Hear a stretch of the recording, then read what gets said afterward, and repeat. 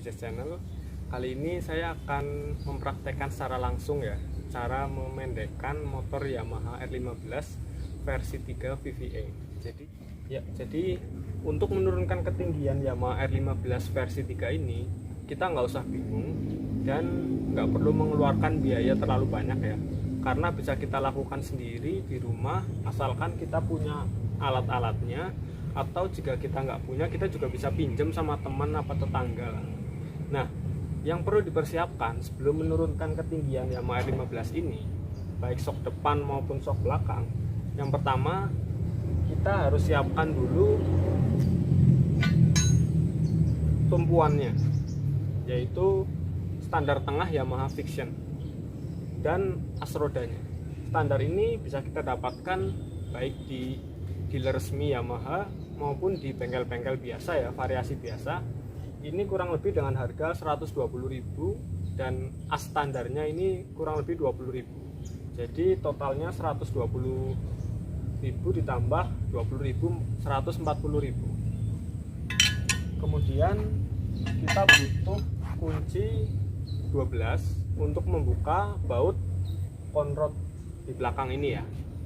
Kemudian kunci 14 untuk membuka mur konrod di belakang. Kita juga butuh jangka sorong atau sigmat ya, untuk mengukur ketinggian penurunan sok depan. Kita butuh juga kunci L untuk baut 12 ya, untuk membuka baut pengunci di sok depan bagian atas. Kunci L untuk baut 14 untuk membuka pengunci di segitiga bawah sok depan. Konrod yang lebih panjang dari aslinya ini akan menurunkan ketinggian sok belakang kurang lebih sampai 3 cm. Kemudian kunci sok baik ukuran 12 maupun 14 ya.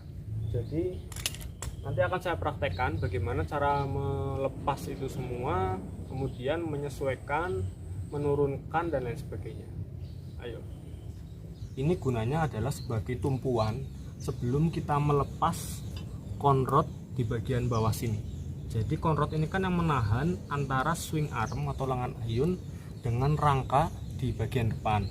Saat konrod ini kita lepas dan kita ganti, itu motor otomatis akan turun karena tidak ada penahannya. Jadi kita harus pasang standar tengahnya dulu. Kita menggunakan standar tengah. Cara mendirikannya mudah. Luruskan dulu motornya, tangan kiri pegang stang, tangan kanan pegang footstep bagian belakang, kemudian standar tangannya kita injak. Nah, motor sudah berdiri ya. Kita turunkan dulu bagian belakang, kita lepas konrodnya. Konrod ini kita lepas. Yang pertama kita kendurkan mur di sebelah kanan menggunakan kunci 14. Ayo ke sebelah sana.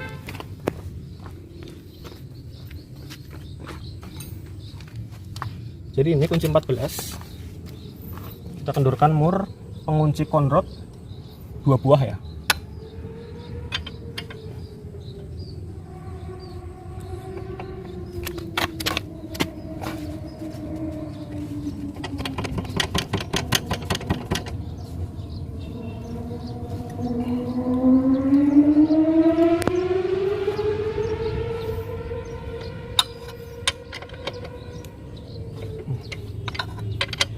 Memang agak alot sih, harus menggunakan tenaga ekstra, tapi ya sendirian masih bisa.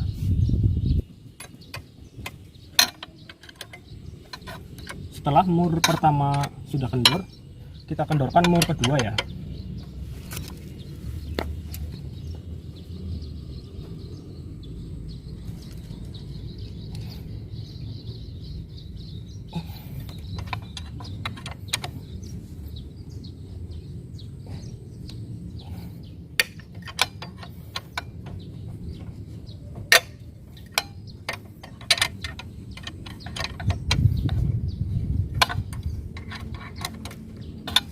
Nah, jadi jika kita menggunakan standar tengah, keuntungannya dibandingkan menggunakan standar pedok, tumpuan ini adalah di rangka. Jadi pada saat conrod ini dilepas, swing arm dengan rangka itu tidak ambles ya. Jadi tidak perlu penahan apapun. Ini lengan ayun atau swing arm bisa bergerak ke atas bebas tanpa harus ditahan. Ini kita copot murnya.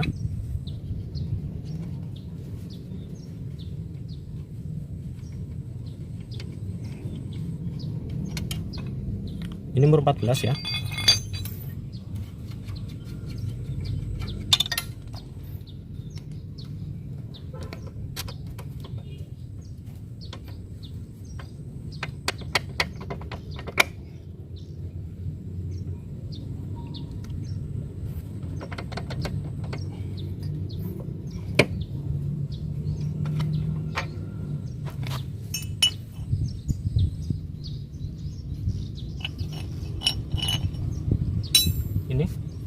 Ini adalah conrod standar, ini conrod variasi.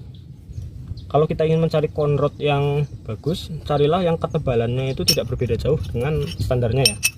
Jadi ini hampir sama, hanya mungkin masih beda material, tapi untuk material seperti ini sudah sangat cukup ya.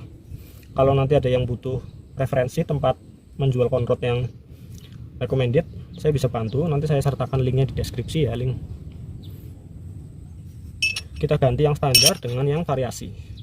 Untuk lubangnya ini lebih jauh, lebih panjang ya, jadi nanti akan lebih rendah bagian belakangnya ya. Sekarang tinggal kita lepas baut pengunci segitiga atas dan bawah ya, untuk menurunkan ketinggian sok depan. Kita gunakan kunci L baut 12 ya, kunci L12 maksud saya.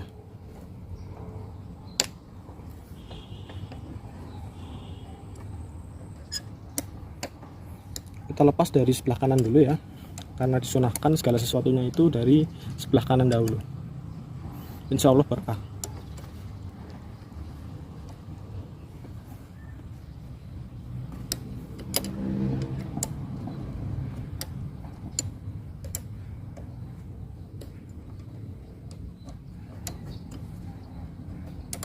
Setelah kedua baut ini sudah kendor,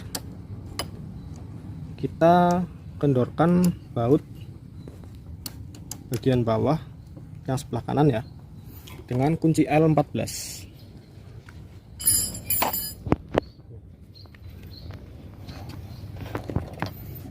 Nah, ini bautnya kita kendorkan dengan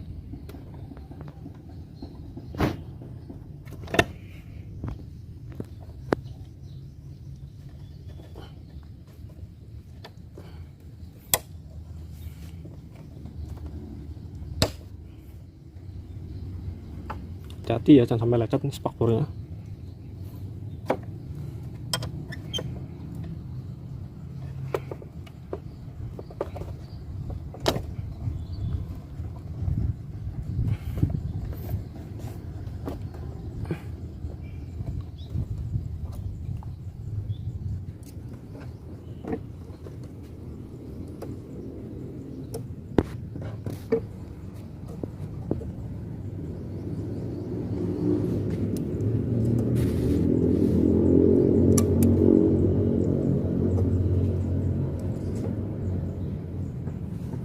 Kalau sudah, kita langsung kunci.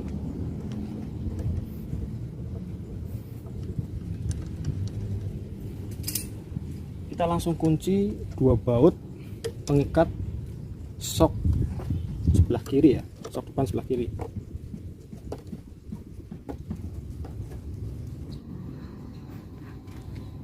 Jadi itulah bagaimana cara memendekkan sok depan maupun belakang Yamaha R15 versi 3.